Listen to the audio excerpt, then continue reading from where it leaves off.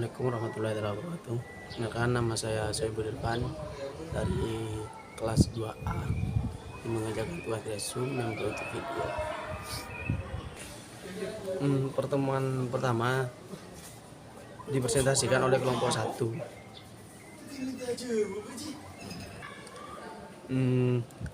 Materi dari kelompok 1, model-model pembelajaran.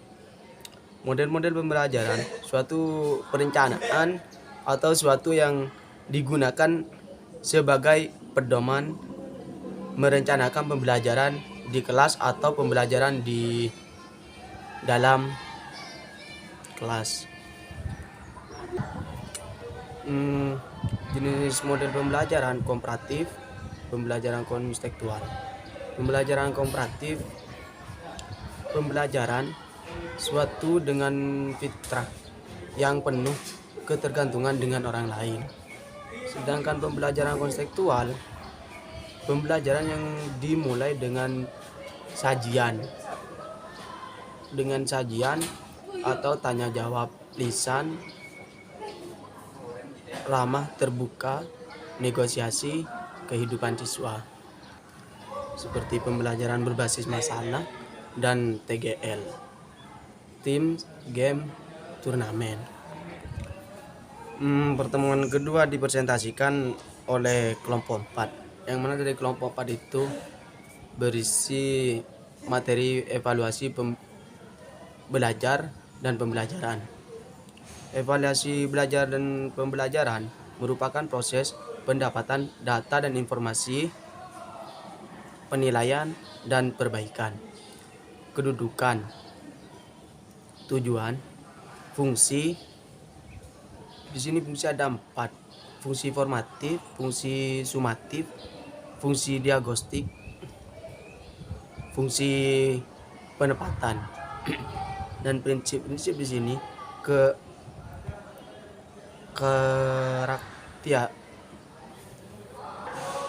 dan ada juga pendekatan tradisional, pendekatan sistem. Pendekatan tradisional, komponen produk, komponen proses cenderungan diabaikan. Pendekatan sistem, komponen yang saling berhubungan dan ketergantungan. Pertemuan ketiga dipresentasikan oleh kelompok 2, di mana dari kelompok itu materinya berisi pembelajaran inovatif. Pembelajaran inovatif itu, kata inovatif berasal dari bahasa Inggris inovative, yang memiliki makna menemukan suatu yang baru. Pembelajaran inovatif, pembelajaran yang lebih bersifat student, artinya lebih banyak memberikan peluang kepada siswa. Tujuan pembelajaran inovatif menciptakan kelas yang nyaman bagi peserta didik, membagikan pembaruan dalam pembelajaran, melatih peserta didik untuk berpikir kreatif, mengembangkan kreativitas peserta didik. Komponen-komponen pembelajaran inovatif. Fondasi dasar pembelajaran inovatif: teori kognitif berpikir, teori humanistik, teori genetik. Pertemuan keempat dipresentasikan oleh kelompok 6, di mana dari kelompok 6 itu berisi materi peran guru sebagai insan multimedensi, pengertian metode pembelajaran dan konsep pembelajaran. Peran guru sebagai insan multidimensi. Guru sebagai insan multimedia mendorong dan memberi tujuan, memfasilitasi dan membimbing, di mana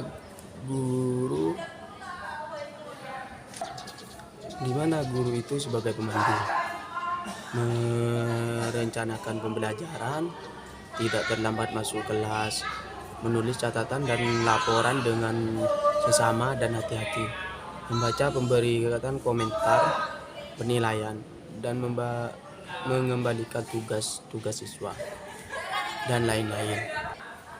Pertemuan kelima dipresentasikan oleh kelompok 3, di mana dari materi kelompok 3 itu berisi masalah-masalah pembelajaran.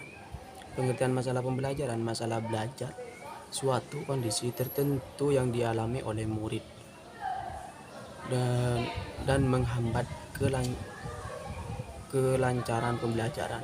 Jenis masalah pembelajaran: siswa yang tidak mampu mencapai tujuan belajar, siswa yang mengalami keterlambatan akademis, siswa yang secara nyata tidak dapat mencapai kemampuan sendiri, siswa yang sangat lambat dalam belajar.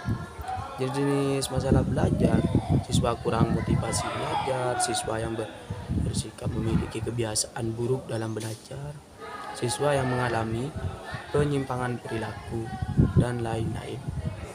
Menurut Dependuk, 1000 faktor menyebabkan masalah belajar: lemahnya motivasi belajar, kurang intensifnya bimbingan mengajar, dan beberapa cara mengatasi kesulitan belajar bagi siswa yang bisa menjadi pertimbangan. Guru prior kenoleken evaluasi, hindari memberikan tugas yang sangat panjang, ajak siswa aktif bertanya, berpartisipasi, ajak membuat catatan, pendekatan personal, metode risiko lokal, bentuk kelompok belajar. Dan pertemuan ke-6 dipresentasikan oleh kelompok 5, di mana materi dari kelompok 5 itu berisi pengertian e-learning. E-learning merupakan suatu jenis belajar yang memungkinkan tersampaikan bahan ajar ke siswa dengan menggunakan media internet atau media jaringan, komputer, dan lain-lain.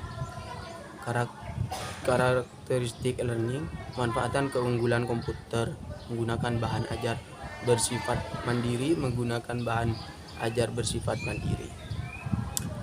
Kelebihan dan kekurangan e-learning: pendidikan dan peserta didik dapat dikomunikasikan secara mudah melalui e-learning. Bila peserta didik memerlukan tambahan informasi yang berkaitan, ia dapat melakukan akses melalui internet. Efisien, lebih condong terhadap media dan waktu pembelajaran. Mungkin sekian dari tugas saya yang saya sampaikan, kurang lebihnya mohon maaf. Terima kasih. Wassalamualaikum warahmatullahi wabarakatuh.